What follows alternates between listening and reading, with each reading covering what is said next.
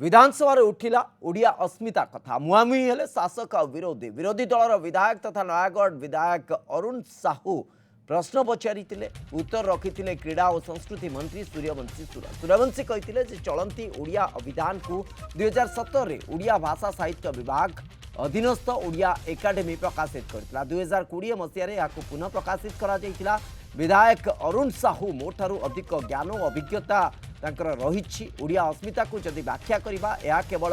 कागज रे लिखिबा संभव नुहे। ओडिया भाषा और संस्कृति रे रहिबा हेउछि ओडिया अस्मिता भविष्यत खोजिब अस्मिता अस्मिता आधार रे सरकार गठन होइछि। यह राजनैतिक मुद्दा नुहे प्रति ओडियार भावावेग सहित यह जड़ित अस्मिता संकुचित विषय वस्तु नुहे अस्तित्व प्रदर्शन करबा ही अस्मिता। जवाब रे बीजेडी विधायक अरुण साहू कहते मु ओडिया अभिधान देखिली से लेखा अच्छी अहंकार प्रत्येक कथारे बीजेपी नेता कहते ओडिया अस्मितार विजय होइछि हेले आमको 40% लोक भोट देले सेमाने कौन ओडिया अस्मिता बुझी पारिलेनि कि बोली प्रश्न करिसेंती अरुण साहू। महानदी कौन ओडिया अस्मिता नुहे सुखी जावाक बसीचे कोटिया कौन आम अस्मिता नुहे किंतु अन्य राज्य नेबाक बसीचे अन्य राज्य को केंद्र भरपूर अर्थ देउछि किंतु ओडिशा को देउनाही सेठी कौन आम अस्मिता को आघात पहुँचुनी। आमर प्रश्न करिवार अधिकार अछि सेइथि पई करूछु उत्तर पाइबार हक भी रखुछु। आमे ओडिया ओडिशा रे जन्म नैछु राज्य रे थिबा समस्त मंदिरर प्रचुर परिमाण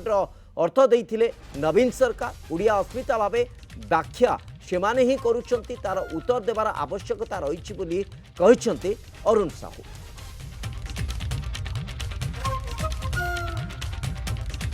अस्मिता को जदि आपण कहबे अस्मि अहम माने मु अछि ता होची भाव मु अछिर भाव जदि ओडिशार जनमानस रे ओडिशा जनकल्याण रे ओडिशा कला संस्कृति ऐतिह्य परंपरा रे रहिबार भावटा होची अस्मिता ओडिया अस्मिता। एवं आदरणीय सम्मान्य अरुण भाई कहते जे सरकार किसी कथा कहले आ किसी कथा लुचई देले तेणु लुचई देवार अर्थ अरुण भाई जानी पुणी प्रश्न कहीं कर ओडिया अस्मितार जो मुद्दा से माने करूछंती मु तमु सेहित जो पचारथिली ओडिया अस्मितार व्याख्याटा टिके कर ओडिया अस्मिता से जो भली व्याख्या कले जे ताको कागज कलम रे लेखिकी बुझे हेबनी व्यापक अर्थ आमे ओडिशा रे जन्म होइछु ओडिया माटीर कथा कहूछु